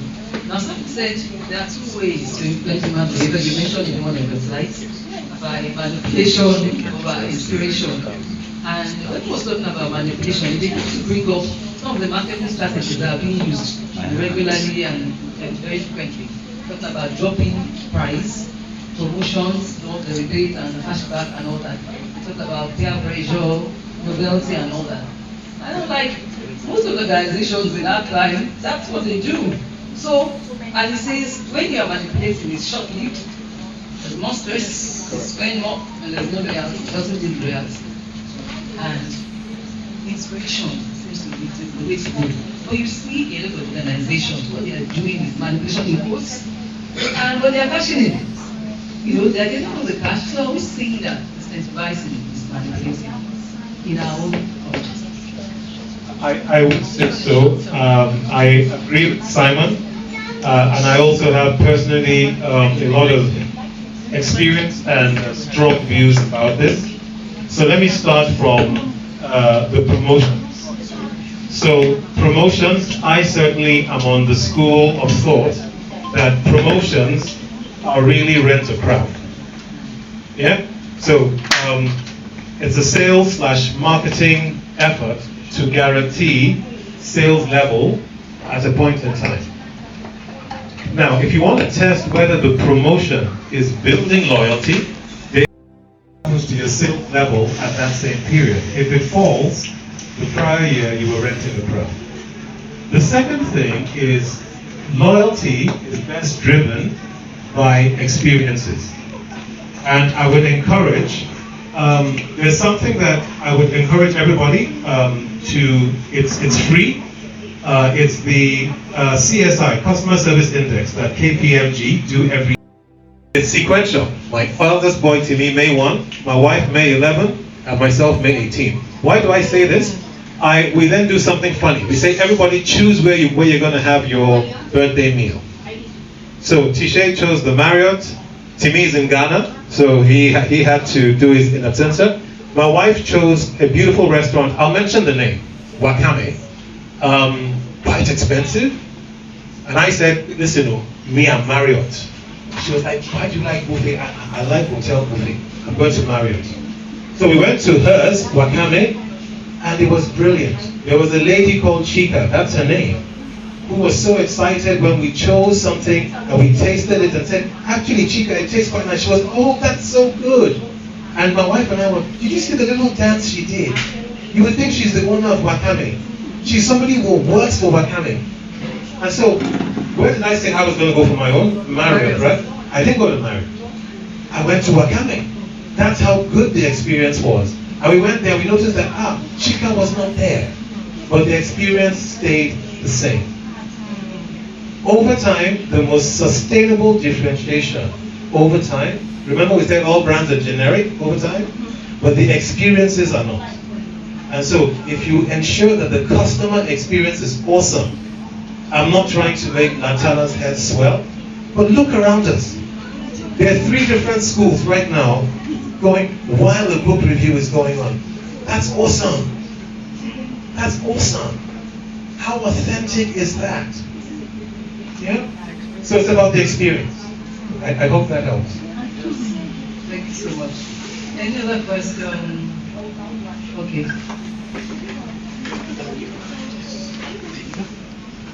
Thank you very much. So, you spoke about charisma. Charisma is something that actually interests me because it's something that I've always seen in people, and I've always come to think that charisma is not something you learn or something you're born with. Yes. It's an innate thing. Yes. It just shines through. Yes. So, how do you get charisma as a leader? Because it seems that it's one of the important ways in which you can get people to be loyal and to follow you. Yes. I think you're going to love my answer. Okay? So I support what Simon says. And I will prove it, if possible, by asking a question. Okay? By show of hands, everybody in this room, have you shouted at anybody this year? Let's be honest. Let's be transparent. Have you shouted at anybody? By show of hands, right? Okay, good. When you were shouting, you were at your most charismatic. I'll say it again. When you were shouting, you were at your most charismatic. My wife bought gas from somebody yesterday evening. You know how Murphy's Law? The gas finished at 7:30 p.m. She has her guy. Emeka, bring the gas. Emeka brought the gas, and then Emeka said, the price has changed, you're supposed to pay more. Emeka had been overbilling her when the price fell. He didn't say that. My wife found out by mistake. And now that the price had come down, he was, you need to pay more. And my wife shouted at him. Oh, it was so good. She had to ask me that, dear, what did he mean when he said it's okay? I said, your charisma has worked. Because she didn't just shout in raising her voice, she shouted the facts behind when the price was low and I was overpaying. Emeka, did you call me? Did you call me? Speak now. Speak now. This was yesterday evening. I'm sure she's smiling as she's watching me say this. Right? Now that is charisma. So, okay, so if we all have charisma, how can we unlock it? Find that thing you're passionate about and speak to it from the heart. Your charisma comes out. Remember that Simon Sinek said, charisma is not about how loud your voice is. He said it's not about energy, right? It's about the ability to inspire. My wife inspired Emeka yesterday, right? Because she spoke, when you're passionate about something, the way you will structure your facts, you yourself after will say, I tried, right? So the issue is, how many of us are in roles right now that we have no passion for? How many of us are in roles right now that do not align with our purpose? Biggest question, how many of us right now know our purpose? How can you start with why if you don't know what your why is? Make a why. There is a question online. Okay. The question. He says, I am a leader. I'm a leader at my level and delegate the logs. I have 6 heads of departments reporting to me directly. Within my office, I have 2 middle-level managers, 1 with qualifications, but incapable of handling the tasks designated to me. So I find myself doing the job myself. I've tried to build him up, but he's not just up to the task. I have decided to replace him entirely. Will that be a good decision? I'll be transferring him into another department. Oh, okay. I think the quick answer on paper, yes. Replace this guy as quickly as you can. Remember this, one of the biggest privileges in life is to be a leader. My best definition of a leader is you make or break careers. Two examples come to mind. One is not mine. We ran a program not far away from here for First Bank executives. And one of the executives said he had a testimony to share because it was a leadership program. And he said he's been enrolled for 2 years. And when he stepped into the role, his predecessor told him, there's a lady you need to sack. She's the worst in the team. And he said, well, okay, I should have a conversation with her preparatory to my sacking her. In having the conversation with her, he said certain things kept on resonating and light bulbs were going off in his head. So he said, he didn't tell her, hey, you know I was about to sack you, no. He just said, right, thank you for this conversation. I want to try something different with you. He was telling us this testimony 2 years after this experience. And how did he end it? He said he took her from risk, fraud. And as when he was speaking to us, sharing the testimony 2 years later, she was now running fraud for First Bank West Africa. Okay? My second example, when I was HR director, we had a guy called Baba. Baba was not well spoken. How is his job? Look at Baba's problem. The organization now recruited a young, dynamic HR director. Guess who? Yes, me. And I came in, and Yinka, your sister was part of what I'm talking about. Because you use your sister. I now said we're going to do swipe card access across the entire company. That's the first time I met Yinka's sister. Okay? Now, swipe card access, what has happened to Baba's job? Baba cannot even speak English. It's gone. So, I believe his name was Emeka. To Emeka's point, I needed to sack Baba. I invited him to my office. I had the sack letter ready. And I started reading it out. And that is so inspirational to Tini. So inspirational. Now, it's the leader's privilege on behalf of the organization that entrusts you to discover that about people. So Emeka, I hope, and forgive me if I get the name wrong, but I hope that addresses the question. If you have tried to find out what is the best thing, the biggest thing this person brings to the team, if you have done that and you're satisfied that, by all means, there's a point at which you have to manage your team. And termination is part of managing. But there's a point at which you have to coach your team. And part of coaching is bringing out the best in people, things they never knew they had. I hope that was not too convoluted an answer. Okay, do we have time for another question or we move to the next?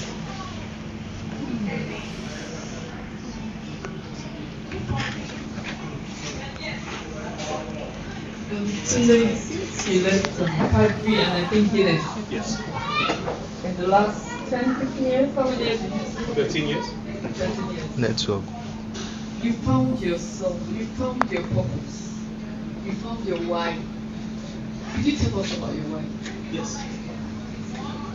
Yes, thank you, Yinka. My why has always been, but it came out towards the tail end of my corporate career, to make people the best they can be. And this started with family, then individuals, then teams, then organizations. And I have a... One of the clues that came to me was I would have an agency present something. I said, well, why would you do it that way? Not everybody can pick that up. Don't you know you have people that are not accountants? Why wouldn't you do it this way? Why wouldn't you do it this way? And then you say, you know, you did that thing so well. You brought everybody in. And it made me feel so good. So I didn't know this passion when I left uni. I didn't know this passion when I started my corporate career. But I found it, and I think I probably found it quickest and most palpably when I became HR director. That's why I always point to that part of my career. And it was a moment of discovery for me. I think that's where I found my purpose, and that's why I'm here doing what I do with a smile.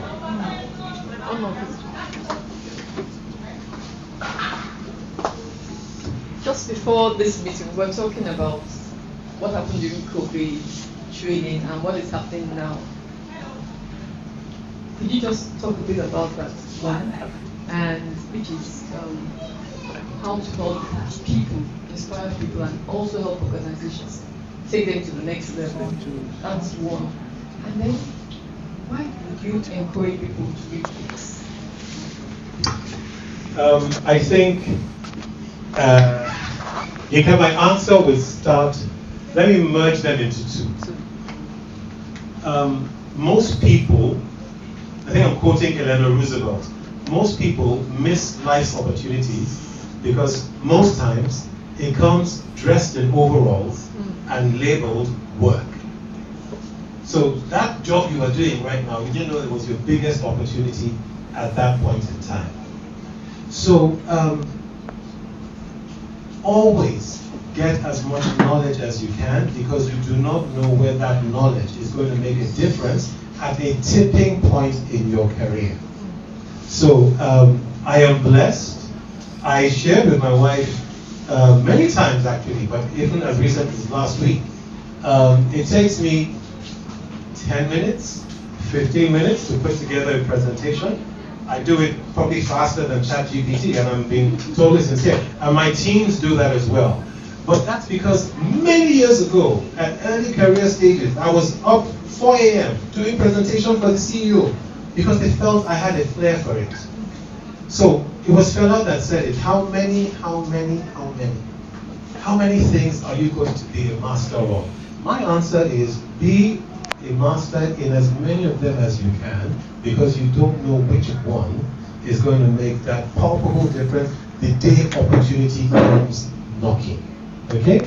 And then, yes, Yinka and I spoke about COVID. COVID created lockdown. I had my own Simon Sinek moment. Organizations wrote my company saying we don't need you anymore. Everything is e-learning. Geez, I can save 90% of my P&L. Training is the 5th biggest thing on the typical P&L. I can save 90% of it. Bye-bye. And I was shocked. This is when we're all in lockdown. To my embarrassment, and I'm saying this because I know my wife is watching, I actually keep on saying that, you know that I didn't realize this. It took me 2 weeks to suspect in lockdown that, oh, this might happen. And then the week I realized it was when we got about 3 mails, and the next week other companies. But I told Yinka what we did. We wrote them back to say, not a problem. We will meet you virtually, but you are still going to come back to us physically. Why? We all know that e-learning, check with your kids, has been a global disaster. Let's just get straight to the chase, okay? My youngest boy found ways of doing a maths class online and playing basketball, in the courtyard at the same time. And I always said, if you can learn negotiation skills in 3 hours from a Udemy course, you should be teaching it, not learning it. And so what has happened? Times have become even harder. And so organizations are now looking not just to train people, but to give them proficiencies to navigate the challenging times we're in. So organizations that can offer value to equip people with the proficiencies needed today are going to be inundated with opportunity, which is given by the knowledge. So never lose an opportunity to acquire and use as much knowledge as you can. That's a game match.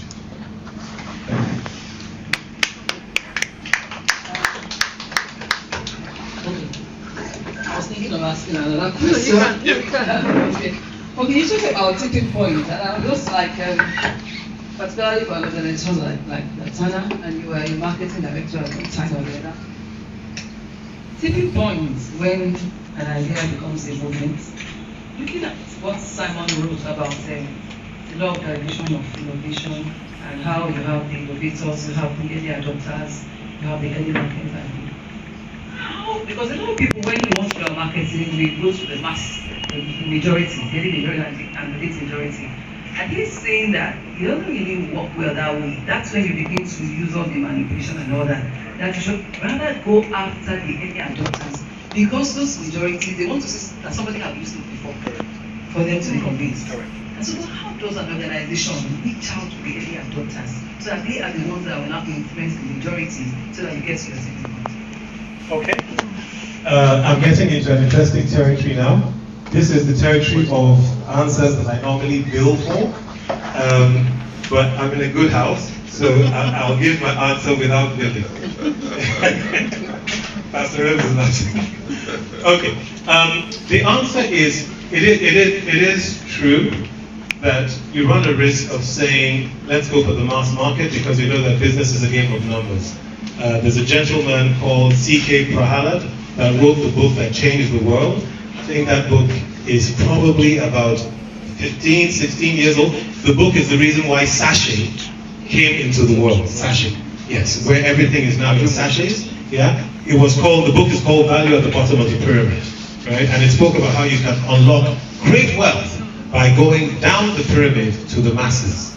Simon Sinek is right, however, that it's not just about the masses, because the issue about the masses that distinguishes them from the early adopters is that the masses, please take my word for it, are also massively disloyal. Okay? So there are 7 stages of the customer journey. Satisfaction is stage 5. Loyalty is stage 6. There are things that even go beyond that. So how then do you win? How do you win sustainably? And this is what I normally bill for. There's something I call the TFL. And what is the TFL? The TFL means don't start with what you have. Look at where you find yourself in and you say, I want to impact Nigeria. I want to impact Nigeria with the youth. Okay, find out for the youth right now, what is their TFL in terms of challenges? And what does TFL mean? What are their top 5 lists? What's in their top 5 list? And if you address any of the top 5 challenges in any opportunity, you have a guaranteed success.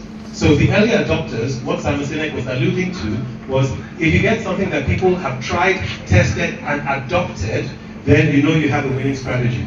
The other way you do that is ensuring that you're addressing a challenge. Who was it that said 2 people went out looking for wealth? One went after opportunities, one went after challenges. Who is the billionaire today? It's the person that went after challenges. So I see lots of organizations, the marketers on this call, and I'm really blown away at the number of people we have, will also know that, Tunde, why didn't you just use the I word? Everything I just spoke about is what the marketers would call insight. So you have to have an insight behind the motive of customer behavior, consumer behavior. When you do, you are not doing hit and miss operations. You're doing targeted interventions. Look at what Coca-Cola does. I can name so many.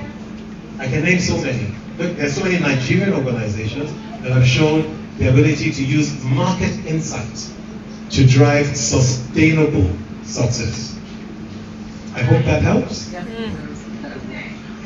On the lighter side, somebody wrote to Nika why. It is because Nika added money to the gas. So I think I can hand over now to Pastor.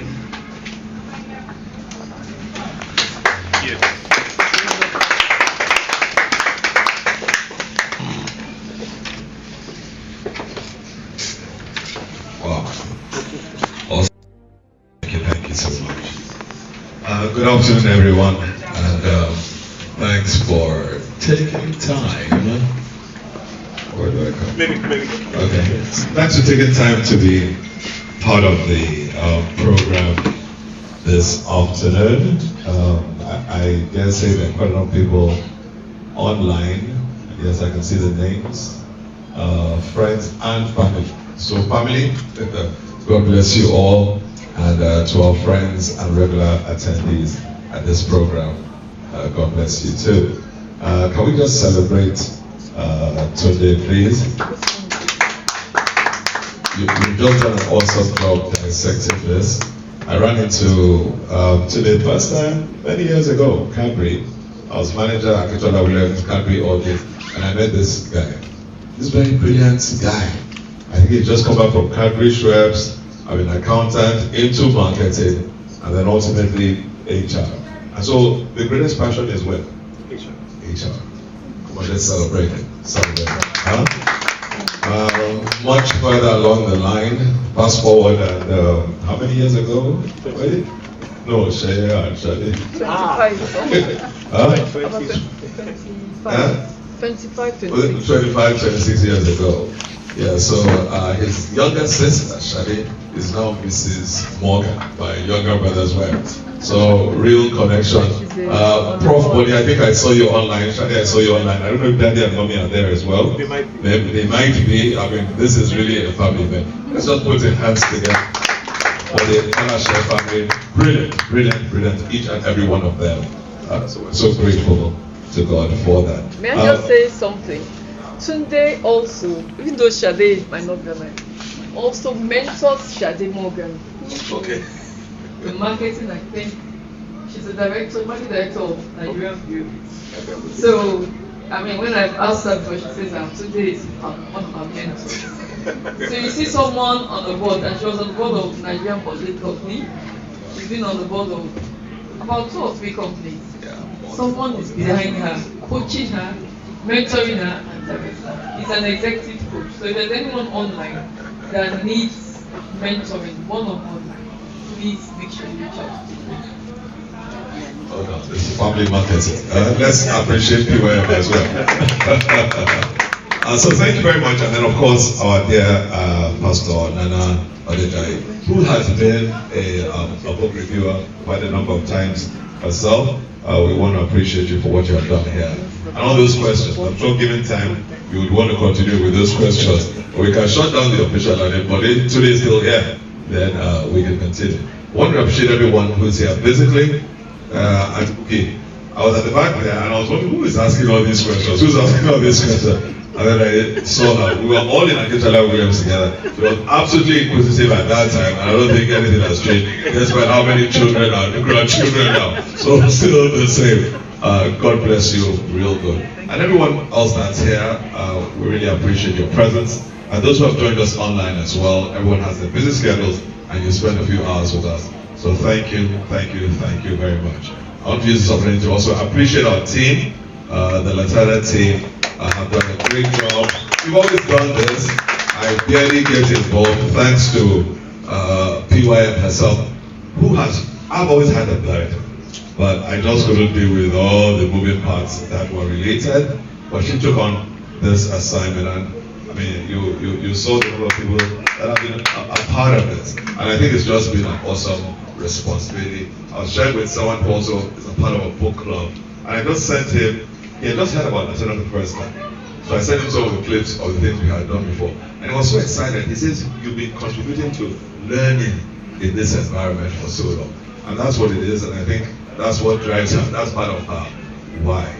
I remember years ago, I don't know, at one of her assessments when she was in the bank, I think they challenged her leadership, qualities. And she didn't get too upset about it. She didn't even tell me all the details at that time. But she just imbibed this passion for reading. And I got to a point that if any time I bought a leadership book, it could just disappear. So the antidote was buy 2 copies of the book. Okay, here is your copy, and here is my copy. And we were at a building dedication, and someone was just talking about leadership. I said, and I told her, who is that? Turns out to be, she made it an assignment, and she still makes it an assignment. She just enrolled on John Maxwell Leadership Program. It tells me she has suspended because she has, I don't know, about 20 things that she's doing. But she paid, I don't know how many $1,000 to enroll on John Maxwell.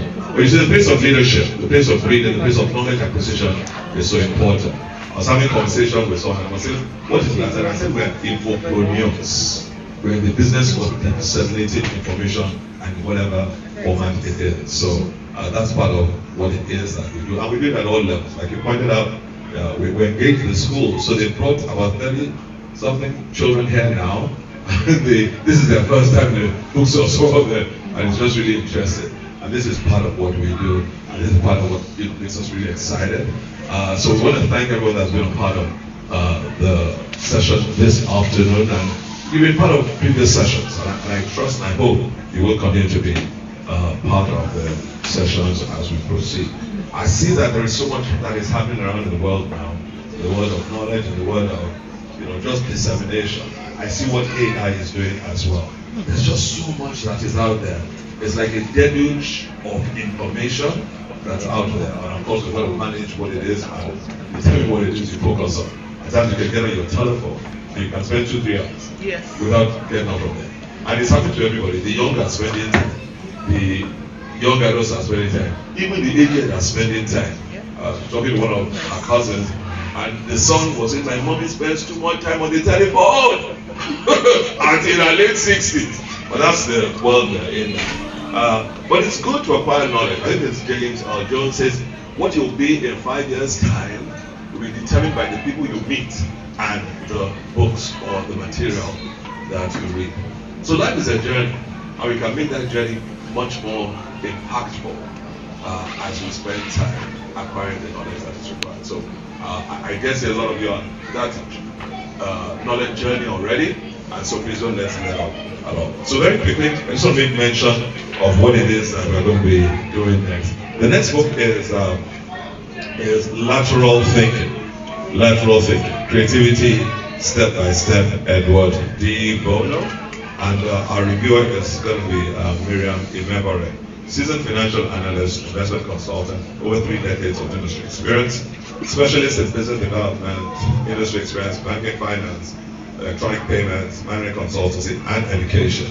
Worked in various banks, group head of business development at UBS Limited, also chief executive officer, corporate kids consultancy. Currently CEO at Investment and Management Consulting Associates. Okay, so the summary of the book, short summary. In schools, we are taught to be problems head on. What Edward Bono calls the vertical thinking. This works well in simple situations what we are at a loss when this approach fails. So what happens then? Lateral thinking is all about freeing up your imagination through a series of special techniques in groups or working alone. Edward Bono shows how to stimulate the mind in new and exciting ways. So this is the cover of the book, and it's interesting. The title is not just presented horizontally. So you have lateral, and then you have thinking. So I dare say the creativity, the out-of-box thinking is already manifest in the design of this cover. And the folks who design these things are very intentional, and there is a purpose that it is presented like this. So who is he? He was a Maltese physician, psychologist, and author, born in 1933, and known for his work on creative thinking. He developed the concept of lateral thinking and authored over 60 books, including 6 thinking hats. His ideas have influenced education, business, and psychology. Fortunately, he passed away a few years ago, 2021, but he remains alive because his content is made available. So let's be a part of this, and I can assure you that a lot of interesting things. I was a London Book Fair earlier in the year, and a lot of new thoughts, a lot of new thinking is out there. So hopefully we'll be reviewing some of those books in the months that are ahead. So once again, thank you very much, and again, who do I say you look like? Bono Boy. Bono Boy, yeah. So when you showed up for his interview, I said this is Laterna's answer to Bono Boy. God bless you. And he's actually a musician as well in his spare time. God bless you. Thank you so much. And once again, thank you to everyone for being a part of this. We appreciate taking your time out to be a part of this. And I trust you are blessed. And some thinking has been provoked, some, I guess, introspection has also been triggered. Once again, thank you. God bless you. Real good.